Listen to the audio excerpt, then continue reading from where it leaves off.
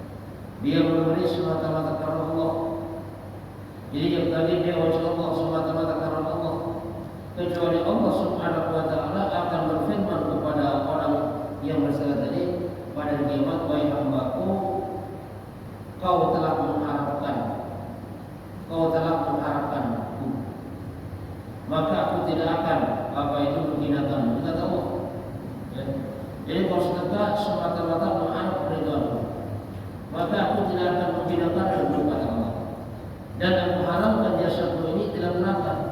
Dan silakan masuk dari pintu mana saja surga yang kamu mau. Ini firman Allah Subhanahu wa taala kepada orang yang bersedekah. Ya. Cuman permasalahannya kan kadang-kadang kita sedekah itu kan masih ada sifat pelit. Sehingga di saat seseorang yang masih ada sifat pelit, jadi sedekah itu berat.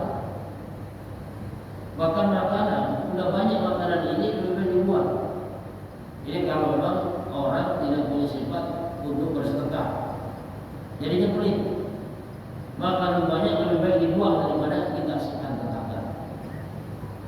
Dan sehingga orang kalau sudah tidak mau bersedekah, berarti besok naungan ini tidak ada di akhirat. Nah, orang pelit ini kan dari Allah jauh, dari manusia jauh, dan kecil neraka yang orang pelit.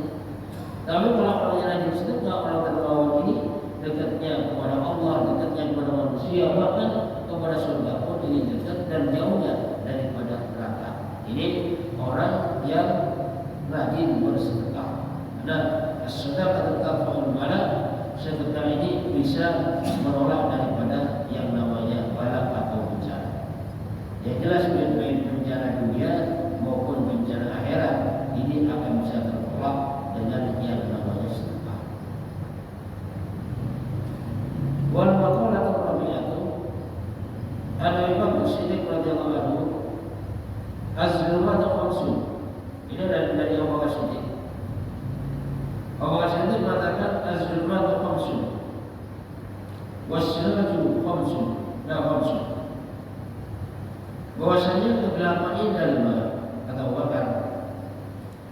Was-siraju khamsun was-siraju khamsun, dan penerangnya kegelapan tadi juga ada 5. Artinya di sini ada 5 sifat. Jadi kegelapan ada 5, penerangnya pun juga 5. Kenapa? Karena yang namanya orang gelap ini kan apa itu penerangan. Dan di saat orang hidup dalam kegelapan ini nggak bisa melihat apa-apa. Contoh kita misalnya malam-malam listrik mati, kita nggak bisa melihat apa-apa karena gelap. Makanya kita tahu kata kegelapan itu ada 5 pada dasarnya dan penerangnya pun 5. Apa saja? Yang pertama, hubbud dunya zulmatun. Cinta dunia itu merupakan satu kegelapan. Kenapa cinta dunia itu bentuk dari kegelapan? Li'annahu yuqi'u fi syubhat. Karena dengan cinta dunia yang berlebihan, maka bisa jadi orang ini terjatuh di dalam kalian syubhat yang remeh-remeh, yang tidak jelas. Maka al-halal mubayyinun wal haram mubayyinun wa ma bainahuma syubhatun. Yang halal itu jelas, yang haram itu jelas, dan di antara halal haram itu yang disebut dengan syubhat. Syubhat itu remeh-remeh, tidak jelas halal haramnya. Dan orang bisa jatuh di dalam masalah yang syubhat ini pada dasarnya karena cinta dunia berlebihan. Sehingga kalau sudah orang cinta dunia ini gelap. Semua fil makruhat. Kemudian kalau sudah syubhat ini sudah dilanggar, syubhat ini sudah diambil, kemudian kepada makruhat, sesuatu yang makruh. Yang makruh ini adalah sesuatu yang dibenci, karahat, makruh, sesuatu yang dibenci. Makanya kalau kita bicara masalah makruh, hukum makruh ini dekatnya dengan haram. Artinya kalau kita mengambil sesuatu yang makruh atau kita melaksanakan sesuatu yang makruh, pada dasarnya kita mendekati perkara haram. Itu makruh. Semua fil muharramat. Kemudian kalau sudah makruh ini dilakukan oleh seseorang, maka kemudian akan mudah untuk melakukan daripada perkara yang haram. Ini akibat daripada cinta dunia berlebihan. Ya. Jadi yang pertama akan jatuh pada syubhat, yang kedua jatuh di dalam makruh, dan yang ketiga akhirnya makruh di dalam muharramat, sesuatu yang diharamkan. Ini akibatkan cinta dunia berlebihan. Makanya tak salah. Yang orang-orang udah cinta dunia kan pokoknya gelap. Yang haram pun sikat. Sehingga sampai akhirnya terjadi perampokan, bukan ada cinta dunia. terjadi penipuan korupsi itu karena cinta dunia. Nah makanya cinta dunia itu merupakan kegelapan. Dan alasannya tadi itu karena kalau orang sudah cinta dunia maka akan mudah jatuh perkara syubhat, dia mudah jatuh di dalam perkara yang makruh dan juga akan mudah jatuh di dalam perkara yang haram. Ini akibat daripada cinta dunia. Qala sallallahu alaihi wasallam hubbud dunya ra'sul kulli khati'atin. Rawahu Baihaqi bin Hasan al-Basri. Bahwasanya Rasulullah SAW bersabda, yang diriwayatkan oleh Imam Baihaqi daripada Hasan Basri, cinta dunia ini induk daripada semua kesalahan, pangkal semua kesalahan. Ini cinta dunia. Karena kalau orang sudah cinta dunia ini, maka akan mudah melakukan daripada yang namanya kesalahan. Kesalahan udah gak diperdulikan lah. Walaupun misalnya korupsi macam-macam, ngambil hak orang itu udah gak diperdulikan. Nah, makanya itu disebut bahwasanya cinta dunia itu induk daripada kesalahan. Maksudnya di sini adalah cinta dunia yang berlebihan. Ya. Boleh kita cinta dunia, boleh kita mencintai dunia, tapi jangan sampai berlebihan. Kenapa? Karena kalau sudah berlebihan, maka itu merupakan satu kegelapan. Qala al-Ghazali mengatakan, wa qala anna hubbaha raqsu kulli qati'atin fa hubbuha raqsu kulli hasanatin. Kata Imam Ghazali sebagaimana bahwasanya mencintai dunia berlebihan itu pangkal daripada kesalahan, sedangkan kalau berhati-hati dengan urusan dunia, artinya tidak mencintai berlebihan, bahkan membenci dunia yang sifatnya haram, maka itu merupakan induk daripada yang namanya kebaikan. Ya. Artinya apa? Artinya agar supaya kita itu bisa memegang induk daripada kebaikan, jangan sampai kita jatuh di dalam cinta dunia yang berlebihan. Hanya kalau udah cinta dunia berlebihan, maka orang udah gak ingat mati. Pokoknya yang diurus dunia terus, padahal gak ada apa-apa juga. Ya. Sampai akhirnya bisa jadi ya, dia punya anak tapi gak kenal sama anaknya. Ini akibat daripada cinta dunia berlebihan. Coba bayangkan bagaimana mau kenal sama anaknya. Ya, anaknya dari kecil berangkat, anaknya masih tidur, pulangnya anaknya sudah tidur, sehingga anak gak kenal sama bapaknya. Padahal dapatnya nggak seberapa. Orang yang terus juga mengejar dunia sampai dibutakan oleh dunia, pada dasarnya dia tidak akan mendapatkan kecuali yang memang sudah menjadi jatahnya. Kalau misalnya rezekinya jatahnya itu 1 juta setiap bulan, maka nggak akan lebih. Walaupun dia tidak pernah. Sehingga kalau keterlaluan mengejar dunia sampai merupakan daripada agama, merupakan perintah Allah Subhanahu wa taala, tanpa disadari orang itu sudah terjatuh daripada yang namanya kegelapan. Nah, kalau sudah jatuh pada kegelapan, wasirajul laha at-taqwa. Makanya penerang daripada kegelapan tadi adalah takwa. Jadi cinta dunia berlebihan merupakan kegelapan dan penerangnya adalah takwa. Al-ikhlas bi'atillahi an-qubatihi, yaitu dengan cara menjaga ketaatan kepada Allah Subhanahu wa taala daripada takut ketaatan kepada Allah, laksana ketaatan kepada Allah dan takut atas siksaan Allah Subhanahu wa taala. Ini caranya seperti itu, dengan takwa, dengan cara menjaga ketaatan kepada Allah dan takut dengan siksaan yang akan diberikan oleh Allah Subhanahu wa taala. Sehingga nanti kalau kita sudah mempunyai daripada sebuah takwa tadi, maka akan tumbuh di dalam diri kita itu yang disebut rojak dan khauf, yang pengharapan dan takut. Rojak dan khauf, jadi pengharapannya kepada Allah. Dia takut amalan tidak diterima. Ini apabila di dalam diri seseorang itu sudah ada yang namanya sifat takwa, rojak dan khauf, pengharapan dan takut. Contohnya gini Pak, misalnya ada anak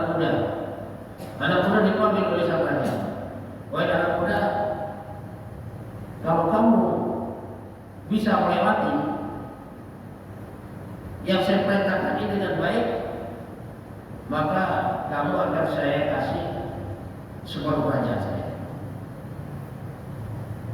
Kata Abu Daya, saya pelajar. Apa perintah raja? Ini ada gelas susu. Gelas susu ini kamu bawa, ya, kamu pegang, dan kamu jalan sekian kilo saja. Kalau gelas susu tadi ini nggak tumpah sedikit pun dan kamu sampai di tujuan, maka kamu akan saya kasih separuh kerajaan. Wah, dengan janji raja itu punya pengharapan yang sangat luar biasa, semangat dia. Terus kata raja, kalau kamu nanti sampai menumpahkan ini gelas, maka saya penggal kepalamu. Maka mendengar ucapan saya penggal kepalamu, ada perasaan takut. Makanya saat mau gelas tadi, ya, makanya antara pengharapan dan takut. Pengharapan kalau sampai ini berhasil mendapat separuh kerajaan, tapi kalau sampai tumpah, ini taruhannya, tekadnya dipotong oleh sang raja. Nah, kalau sudah seperti itu, maka dia di dalam menjalankan tugas tadi itu tidak akan macam-macam. Walaupun dipanggil beli pandang tidak akan nengok dia. Walaupun istilahnya dikasih apa, nggak akan mau dia. Kenapa? Karena sudah masuk tadi dan antara rojak dan khawf. Itulah artinya bisa kita mendapatkan sifat takwa dalam diri kita, kita akan mudah melaksanakan perintah Allah, menjaga daripada perintah Allah, dan kita ada perasaan takut daripada azab Allah Subhanahu wa Ta'ala. Jadi, saya ulang lagi, bahwasanya cinta dunia ini merupakan kegelapan dan penerangnya adalah takwa. Makanya di saat seseorang ini bertakwa kepada Allah Subhanahu wa Ta'ala, kalau dia memegang dunia, maka dia akan hati-hati di dalam memegang dunia tadi. Ini hati-hati. Tapi di saat seseorang ini tidak punya sifat takwa kepada Allah, di saat memegang dunia, maka dia akan berhambur-hamburan, ya. Bahkan tidak akan mengindahkan perintah Allah, akan dibuat banyak bermaksiat kepada Allah Subhanahu wa Ta'ala. Di saat belum ada yang namanya sifat takwa. Wadh-dhanbu dzulmatun was-siraju lahu at-tawbah. Dosa ini merupakan satu kegelapan. Makanya kalau seseorang yang melakukan dosa, ini semakin dia melakukan dosa itu semakin gelap hatinya. Makanya orang yang ahli melakukan dosa nggak akan tenang hatinya. Walaupun jabatannya tinggi, duitnya banyak, nggak akan tenang orang yang suka melakukan daripada dosa. Kenapa? Karena pada dasarnya hatinya ini pinginnya selalu ketaatan kepada Allah. Maka kalau hati itu digunakan melaksanakan dosa, maka yang jelas hatinya nggak akan tenang. Nah, kalau seseorang udah nggak tenang, hidupnya nggak enak. Itu nggak tenang, ya. Makan nggak enak, tidur semuanya nggak enak, dan rasanya kejar-kejar. Nah, itulah yang dimaksud bahwasanya adzanbu dzulmatun, dosa ini merupakan satu kegelapan.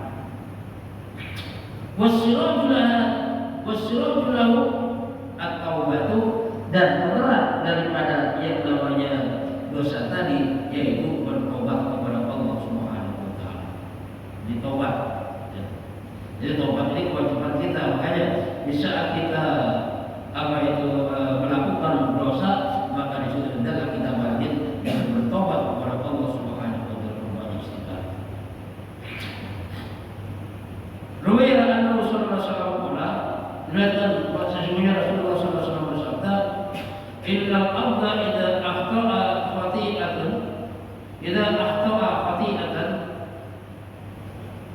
nuktat fi qalbihi nuktatun sauda."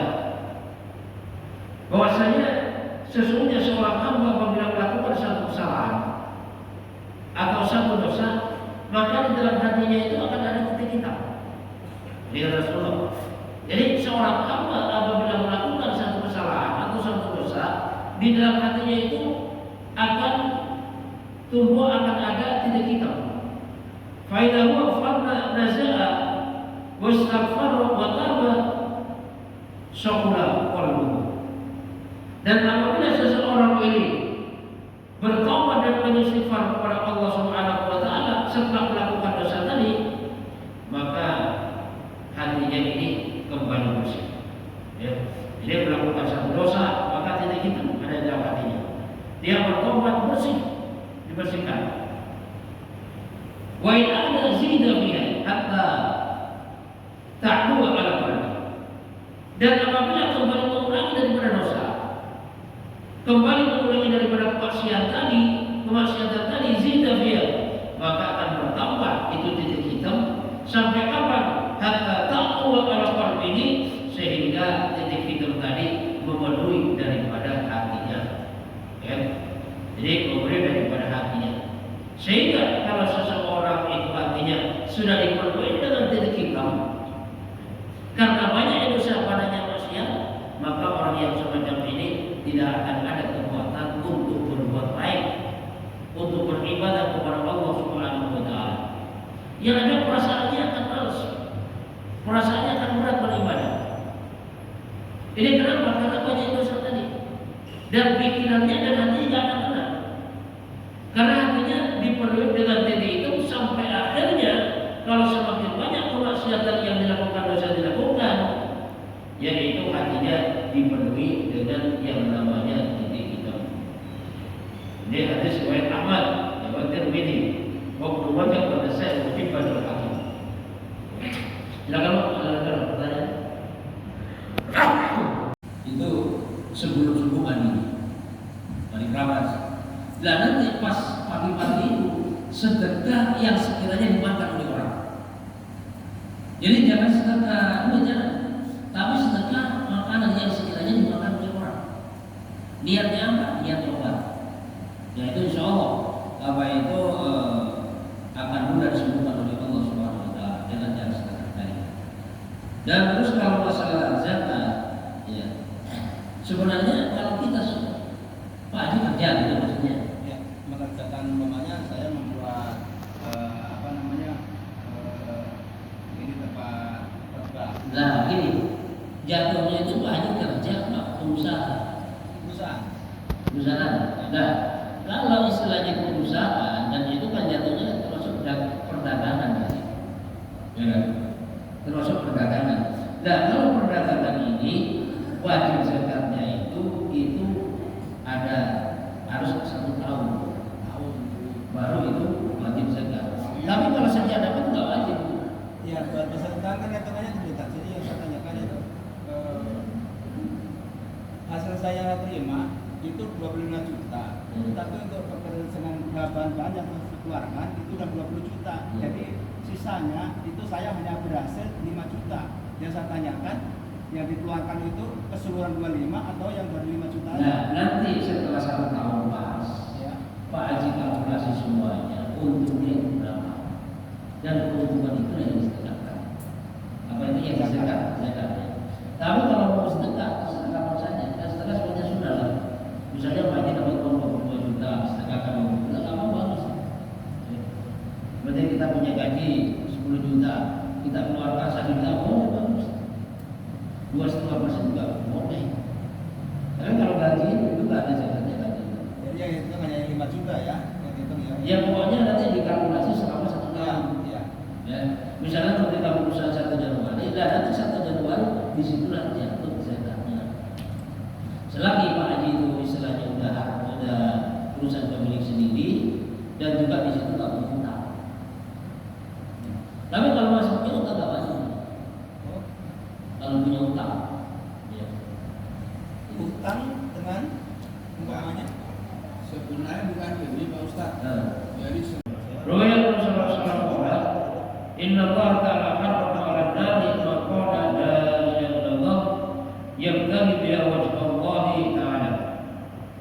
Bahwasanya Rasulullah SAW bersabda, sesungguhnya Allah Subhanahu wa taala mengharamkan seseorang atas api neraka seseorang yang mengucapkan la ilaha illallah dengan ikhlas, ya, tujuan semata-mata karena Allah Subhanahu wa taala, dan itu merupakan penerang di dalam kubur. Rawal Bukhari Muslim, dan hadis ini dibacakan oleh Bukhari Muslim. Warawi Rasulullah sallallahu alaihi wasallam qala la ilaha illallah mukhlishan lahu al-jannah. Qalu ya Rasulullah, fama ikhlaswa? Qala tahjurakum al-kulli ma harramallahu alaikum. Rawahu al-Bukhari. Bahwasanya Rasulullah SAW bersabda, barang siapa yang mengucapkan la ilaha illallah dengan ikhlas, maka dia bersyukur. Para sahabat bertanya, "Apa ikhlas, Pak?" Lalu apa yang disebut ikhlas bagi orang mengucapkan la ilaha illallah? Rasulullah SAW menjawab, yaitu orang yang mengucapkan la ilaha illallah kemudian menjaga dari apa yang diharamkan oleh Allah Subhanahu wa taala, maka itulah yang disebut dengan orang ikhlas. Jadi orang yang ikhlas mengucapkan la ilaha illallah menjaga dari sesuatu yang diharamkan Allah. Misalnya meninggalkan salat haram. Orang yang mengucapkan la ilaha illallah itu apa yang akan meninggalkan salat? Akan selalu menjaga berjamaah. Ya. Perintah-perintah Allah Subhanahu wa taala dijaga. Itu orang yang mengucapkan la ilaha illallah dengan ikhlas. Artinya apa? Di saat seseorang itu mengucapkan la ilaha illallah, ya, walaupun istilahnya tingginya kencang banget la ilaha illallah, tapi dia tidak menjaga daripada perkara yang haram dan tidak melaksanakan perintah Allah Subhanahu wa taala, maka orang yang semacam ini tidak bisa dibilang sebagai orang yang ikhlas mengucapkan la ilaha illallah. Karena la ilaha illallah ini kan nafi isbat. Di saat kita sudah mengucapkan la ilaha illallah, menafikan semuanya bersebatan hanya Allah. Berarti kita tinggalkan semuanya yang ada hanya Allah. Makanya orang-orang kafir Quraisy pada saat itu tidak mau mengucapkan la ilaha illallah karena mereka tahu maksudnya. Sekali dia mengucapkan la ilaha illallah harus tunduk kepada Allah. Mereka tidak mau. Nah, cuma yang jadi permasalahan kan kadang-kadang kalau orang kita ya udah diucapin aja kan. Ucapan la ilaha illallah kan buat mainan kadang-kadang. Padahal konsekuensinya orang yang mengucapkan la ilaha illallah itu dibilang sebagai orang ikhlas apabila menjauhi segala sesuatu yang diharamkan oleh Allah Subhanahu wa taala dan melaksanakan apa yang menjadi perintah Allah Subhanahu wa taala. Ya. Adalah Allah. Yang menulisnya adalah Allah. Yang menghidupkan adalah Allah. Yang memberi sehat adalah Allah. Karena dengan kita banyak bicara Allah itu bersama Allah masuk dalam hati kita. Dan di saat bersama Allah masuk dalam hati kita, ya, maka di keluarnya dari mulut kita pun juga Allah. Kenapa? Karena hati ini kan ibarat teko. Teko ini kalau diisi susu, dituang susu juga. Saat diisi kopi, dituang kopi juga. Makanya di saat seseorang tiap harinya yang dibicarakan urusan dunia, urusan bisnis, urusan ini dan ini, maka jangan harap dalam hatinya ada Allah. Bahkan kadang-kadang walaupun dia sholat, walaupun dia ke masjid, mau nyebut Allah aja kadang-kadang malu. Sebutnya apa? Dia tersandi atas saja, tersandi sana saja. Kenapa? Di dalam hatinya tidak ada Allah. Ya. Makanya untuk memasukkan Allah dalam hati ini, yang pertama lewat pembicaraan, lewat pendengaran, lewat pikiran, dan lewat pandangan. Karena hal inilah termasuk saluran yang akan masuk dalam hati kita. Ya. Ada salah satu saluran kotor hati kita. Insyaallah ya. Berarti insyaallah boleh ditanyakan depan kalau saya bahas lebih